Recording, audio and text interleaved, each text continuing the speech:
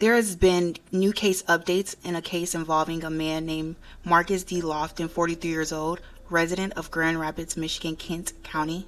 A mistrial has been declared after Kent County jurors were unable to reach a verdict for the man accused of shooting his estranged wife multiple times as she tried to flee out of a window, just days after she filed for divorce. This case brings us to Kent County, located in Grand Rapids, Michigan.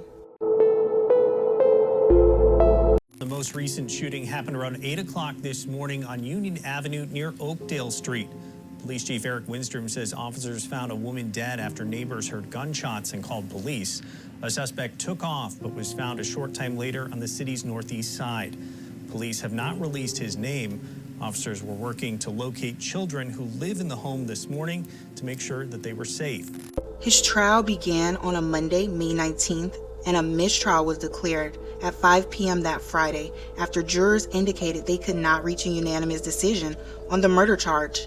Can you believe that? He shot her cold-blooded in the back and murdered her as she tried to escape from him, and they could not find him guilty. Lofton was charged with open murder on August 17th of 2023 for the death of Alicia Danielle Lofton. She was only 38 years old. So he's been sitting in jail for almost 2 years on this case. Looks like this is likely a domestic incident. At this point in time, we have not identified the victim, but it's a very strong possibility. I'd be surprised if this wasn't domestic in nature. Lofton was arrested after the Grand Rapids police responded to the couple's home on Union Avenue, where they were found the woman dead outside of the house. They had been married for only 6 months before she filed for divorce. According to the testimony and court records, Marcus Lofton told the police him and his wife had argued the same morning of the shooting. He said he tried to hit her with a gun and it just went off. Lofton also told the police that she ran into another room and tried to lock the door to get away from him. But he continued forcefully to try to get through the door, and when he did, he seen her crawling and attempting to flee out of the window. And that's when it all happened. Tragedy struck as she began to climb to get out of that window. Shots rang off. Pow, pow, pow, pow. Marcus Lofton had shot his then wife multiple times, and she fell out of the window. Alicia crawling out of the bedroom window before he opened fire. Her mother was tragically murdered. My oldest niece is 22. My nephew is 19, and then her youngest daughter is 14. And I'm jumped up, what's going on, what's wrong? And she said my sister is gone, and I'm like, what are you talking about? When she posted her husband's picture in there, a bunch of men had been stating that they had had affairs with him. This was indeed a deadly, cold-blooded murder. How could the jurors not see that? Investigation records show proof of handprints being left on a busted screen window, which offers up some insight on Alicia Danielle Lofton's final moments that she were alive. She was in a fight, in a battle for her life in her own home. After filing for divorce, Alicia was putting the home up for sale, and she was going to reap all the benefits and profits, and the husband, Marcus Lofton, didn't like that.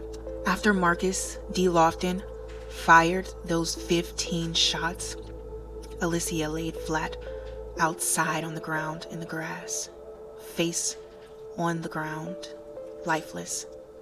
Did you shoot her to stop the divorce? No.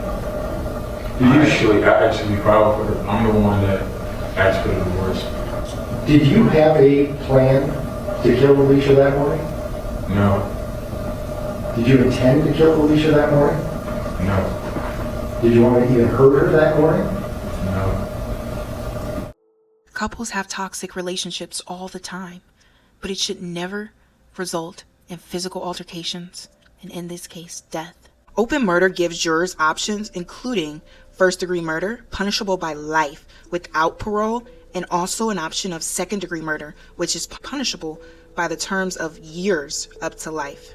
With the second degree, there's no set determined years that he will be given if he's punished for the second-degree murder. If you're going through any problems in a relationship that you're in, please seek some help. There's a lot of different resources and counseling methods that can be used. And also, find a peaceful way to break free.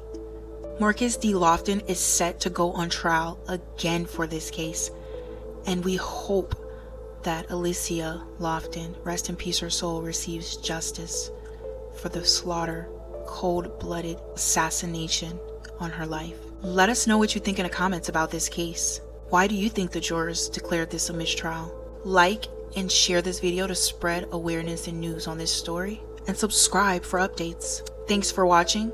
End of time crimes. May you all have peace and be blessed.